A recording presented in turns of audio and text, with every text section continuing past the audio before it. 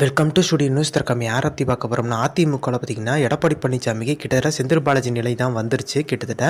So நம்ம தெரியும் எடப்பாடியோட சம்மந்தி வீட்டில் ரைடு, அதே மாதிரி அக்கா பையன் வீட்லேயும் ரைடுன்ற மாதிரி தான் சொல்கிறாங்க. இதனால் பார்த்திங்கன்னா எடப்பாடி பழனிசாமிக்கு நெருக்கடி. ஏற்கனவே சேலம் இளங்கோ வீட்டில் ரைடுன்றப்ப இப்போ ஈரோடு இடத்துலேயும் போட்டி இல்லைன்ற மாதிரி சொல்கிறாங்க.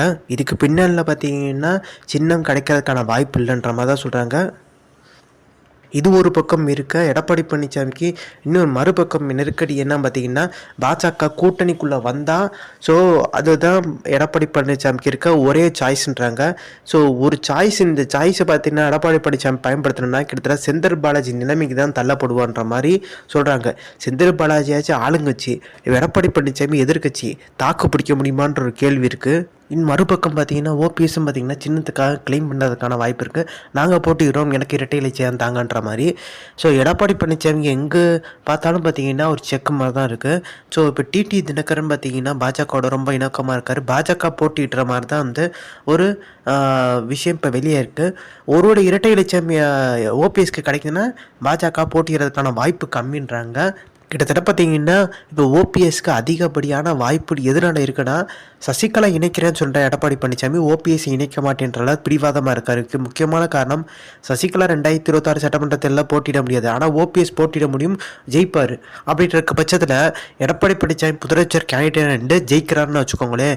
அப்போ நடுவில் வந்து எடப்பாடி பழனிசாமி வந்து ஒரு நெருக்கடி கொடுக்கணும். இப்போ எப்படி இந்த உத்தர் தாக்கரே கொடுத்தாங்க மகாராஷ்டிராவில், அந்த மாதிரி வந்து கொடுக்கணும் நினச்சாங்கன்னா ஏக்நாத் இந்தியா பார்த்தீங்கன்னா ஓபிஎஸ்ஸை முதலமைச்சர் ஆக்கிட்டு துணை முதலமாக பார்த்தீங்கன்னா பாஜகவை சேர்ந்த ஒரு எம்எல்ஏ ஆக்கி விட்டு பாஜக அதிமுக இடத்த பிடிச்சிடும்.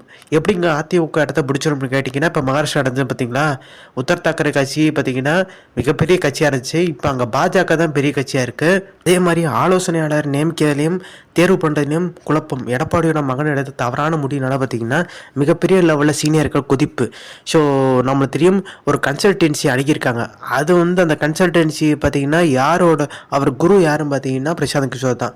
பிரசாந்த் கிஷோர் பார்த்தீங்கன்னா நம்ம வந்து நியமிக்கலாம்னு சொல்லும்போது பிரசாந்த் கிஷோர் கட்சி ஆரம்பித்தார். அவரும் பெரிய லெவலில் அந்த கட்சியெல்லாம் போட 3000 ஓட்டு தான் வாங்குச்சு.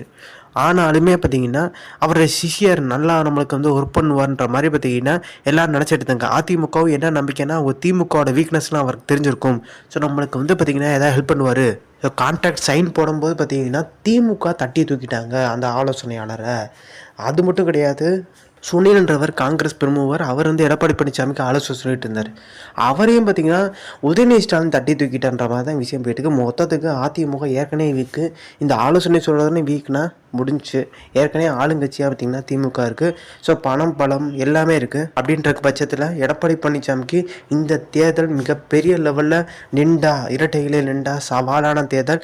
டெபாசிட் கூட வாங்குறது கஷ்டன்றாங்க. ஸோ இந்த இன்ஃபர்மேஷன் பிடிச்சா லைக் ஷேர். தேங்க்ஸ் ஃபார் வாட்சிங் திஸ்.